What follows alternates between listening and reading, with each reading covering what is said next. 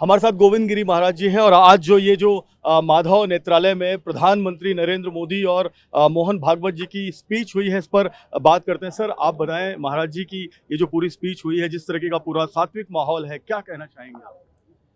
हम तो यही कहना चाहेंगे कि ये नूतन वर्ष हम सब लोगों के लिए अत्यंत शुभ फलदायी होगा। इसके लक्षण हम लोगों को आज से ही दिखने लग गए हैं, क्योंकि हमारे देश के यशस्वी अत्यंत आदरणीय प्रधानमंत्री जी आज नागपुर में रेशिम बाग गए और वहाँ पर उन्होंने आशीर्वाद ग्रहण किया।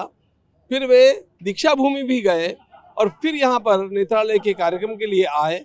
वहाँ पर उन्होंने जो कुछ हम लोगों को सुनाया, हमें तो ऐसे लग रहा था कि संघ शाखा पर बैठ करके हम लोग किसी नेता का बौद्धिक सुन रहे हैं।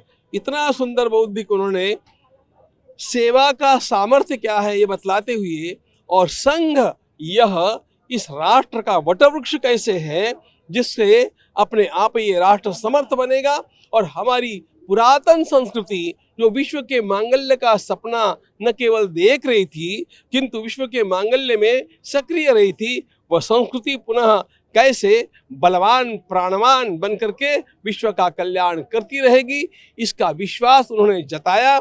और इसलिए हम उनके भाषण को सुनकर के बड़े प्रभावित हैं और ऐसा लगता है कि वास्तव में आज हमारे लिए यह नूतन वर्ष आरंभ अत्यंत सुफलदायी हुआ है। माधव नेत्रालय जिस तरह से सेवा कर रहा है, एक आरएसएस की एक ऐसी इकाई है जो लोगों के सेवा के लिए जो है बनाई गई है। इस तरह से इकाई, और एक तरफ आरएसएस भूकंप में और कोरोना में भी लोगों की मदद करती है, तो इस पर स्वामी जी आप क्या कहेंगे?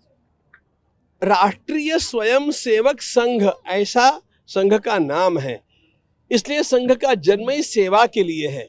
सेवा की दिशा संघ दिखाता है, उसके लिए दर्शन कराता है।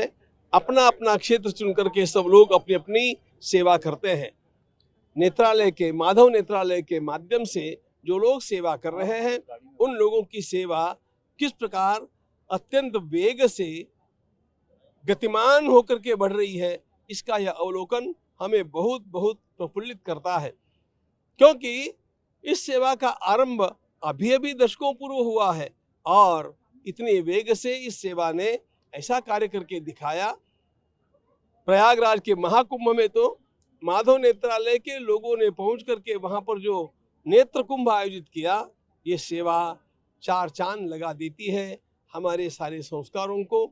और इसलिए माधव नेत्रालय की सेवा परम पूज्य श्री गुरु जी का आदर्श और मार्गदर्शन सामने रख करके जो चल रही है, यह राष्ट्र के लिए अत्यंत हितकारी भी है और अनेक लोगों के लिए प्रेरणादायी है। हम उनका अभिनंदन करते हैं।